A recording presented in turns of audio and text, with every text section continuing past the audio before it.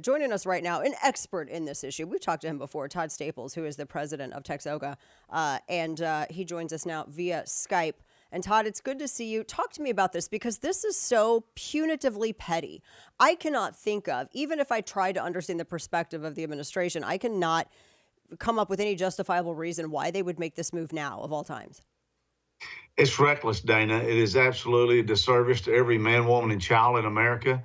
If we believe in energy security, if we want to make certain that we're not dependent on foreign countries for our future and our growth and our success, then let's have domestic production right here at home. And look, American energy leadership starts in Texas. We now produce about 42, a little bit more than 42% of all the crude oil in Texas. Last year, we hit a peak of about 30% of our nation's natural gas that's produced came from the Lone Star State.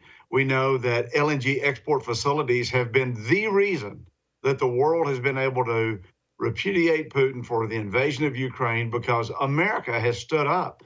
And now our allies who are depending on us and are planning on future projects and more growth, they're talking to other countries. They're looking for other sources because America has said, hey, we've got a good thing going, but let's shoot ourselves in the foot. Let's fumble the ball, whatever you want to call it these days.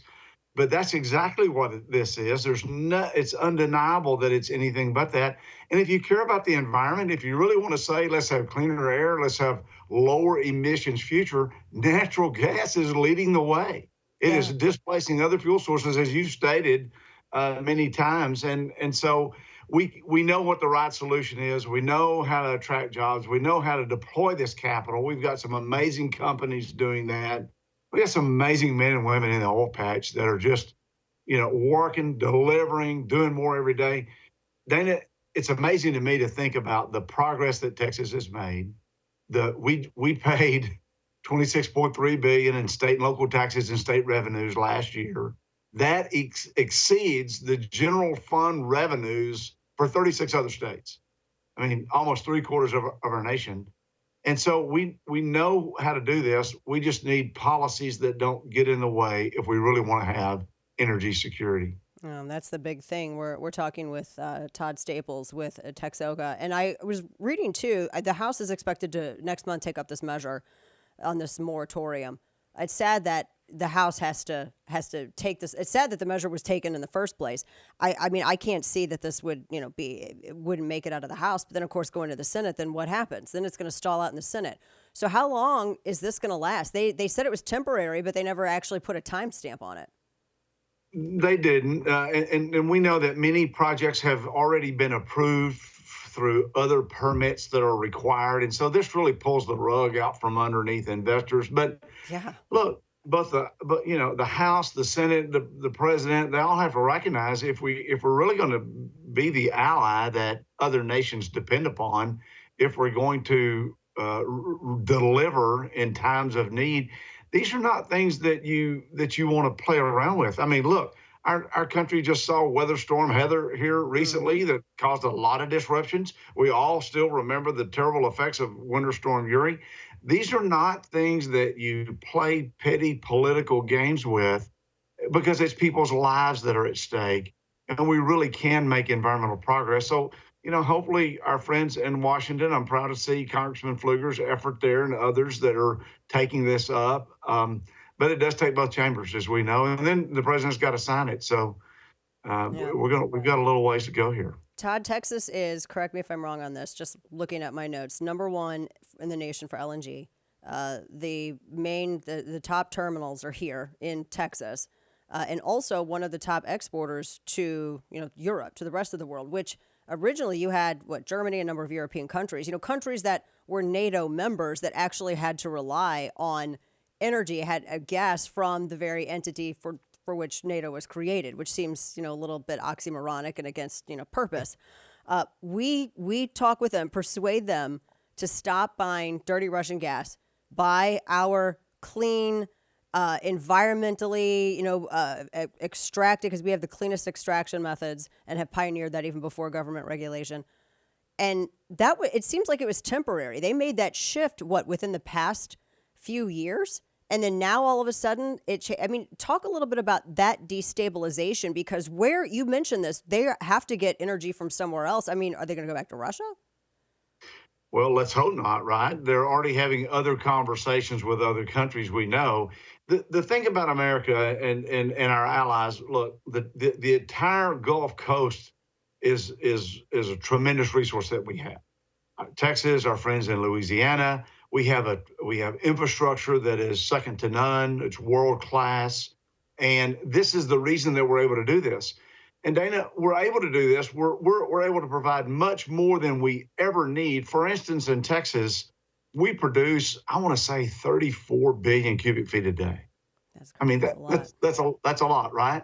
And so we're exporting much more than we use in our state, much more than we're using in our surrounding areas that we're exporting to domestically.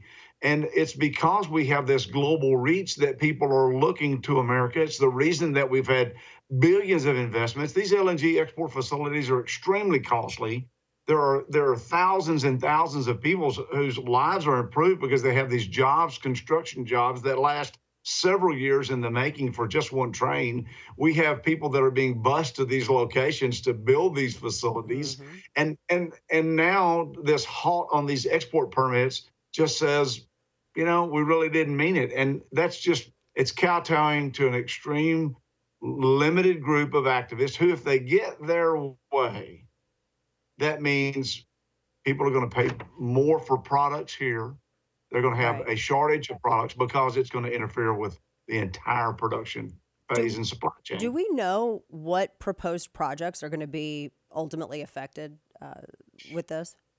Well, the good news is we already have some permits, so there's some projects that are not being impacted, but we know there's some additional trains that will be impacted up and down the Texas Louisiana coast.